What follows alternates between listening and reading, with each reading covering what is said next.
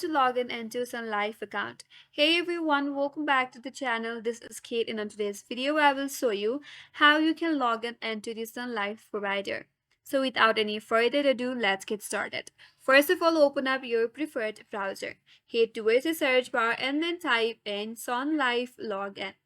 From your search results, navigate to this link that says sign into your Sunlife account or www.sunlife.ca. Click on it. That's gonna take you to their official website. If you live in Canada, you can simply sign in using this portal. If not, click on this drop down here at the top right corner, then select your reason.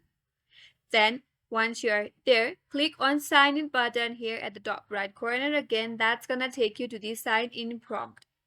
Once you land on your sign in prompt, you have to enter your email or access ID that is linked with your Sun Life account. Make sure you type in your correct ID. Under that, enter your correct password that is associated with your account.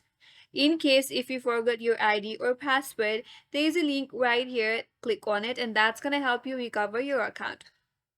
Then you can log in with your account. So once you're done with entering your login credential, all you have to do is click on this sign in button, and if you have entered your correct login credential, you will be logged in into your account. And that's it. That's how you can log in into your Sun Life account, and that's all for today's video.